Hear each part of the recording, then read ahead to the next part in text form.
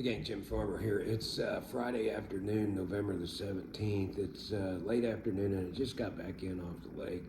Thought I'd bring a couple of my rods in and kind of show you guys what I was using to catch my fish and maybe talk just a little bit about how I caught them this week. I had a pretty good week. It's kind of typical. You know, we're just coming out of the turnover, so you know, the fish are kind of getting back to normal now, getting kind of spreading out a little bit. So caught them in various places around the creek today. But all week this week, it's kind of been hit and miss. But the main bait that I've been using this week, again, is a big TRD. And using that on that Boss jig head. And the Boss jig head is a 1/4 ounce jig head. I like the Boss little shaky head jig because the keeper on it is good for the Elastec baits that Z-Man makes. So it's a good combo. The leader I'm using is an 8-pound fluorocarbon leader, and I got that attached to Cast Company's 20-pound braid. And man, I'll tell you something about this Cast braid. I can cast a mile with this stuff, and it's tough as boot leather too. I've got it on all 3 of my rods here, and I've been using that all week, and it's good, dependable line. Rod that I'm using is this is a Shimano CI4 carbon rod. The reel that I'm using is a 2500 Stratic reel. Really good combo. This is my 2nd year using this rod, this Shimano rod with the shaky head, and I got no complaints. I mean, it's just kind of, this is the 2nd year it's been a workhorse, and you see some of them bigger fish that I've caught on this thing. Lots of fun, and this reel is very dependable as far as the drag goes too.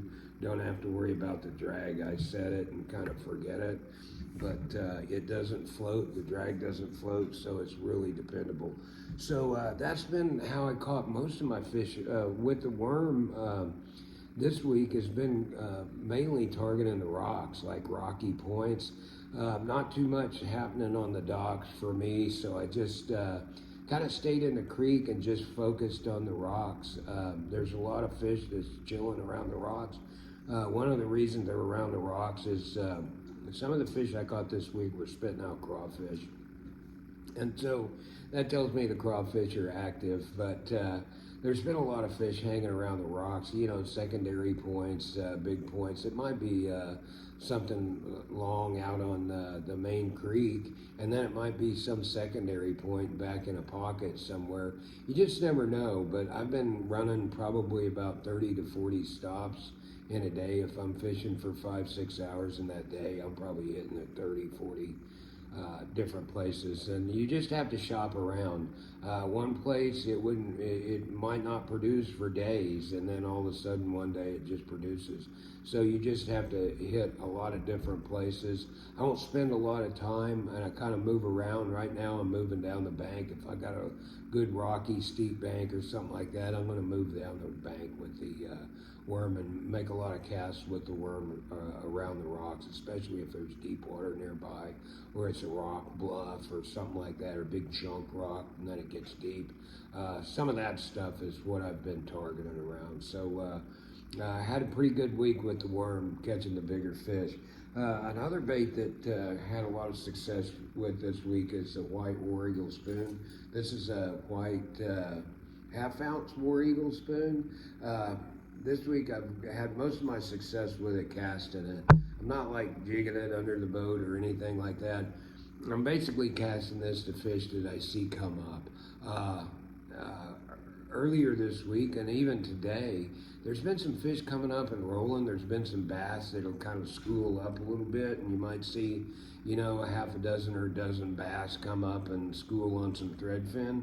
And this, man, I'll tell you what, this white War Eagle spoon is the thing to have, especially when it's overcast like today. I did pretty good casting it today.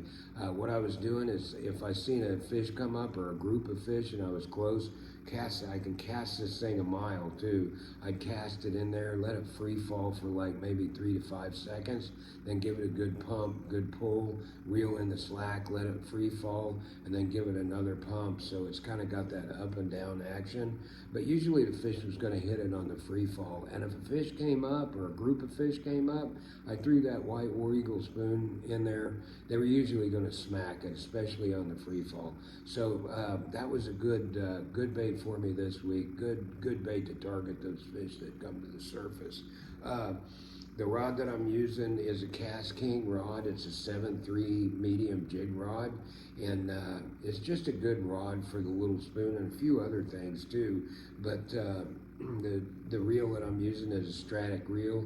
Once again, it's the Cast 20-pound braid with about a 5-foot leader, 8-pound fluorocarbon leader. So that's the rig that I use the spoon. Also, I used this rig early this week with the Keitech, and I caught some good fish on the little 2/8 Keitech with a 1/4-ounce jig head. Another bait that I tied onto this rod this week was the little mini-me from Spot Sticker. I seen a school of largemouth come up in the creek, and they weren't big largemouth, but it was a school of largemouth. It was kind of surprising, but they were just kind of coming up and schooling on a point. They had that mini-me tied on, and I just threw it in there, and they just whacked the snot out of it. And I hooked up with a 2-pound largemouth and got them to the boat with the little mini-me, and they just loved the mini-me.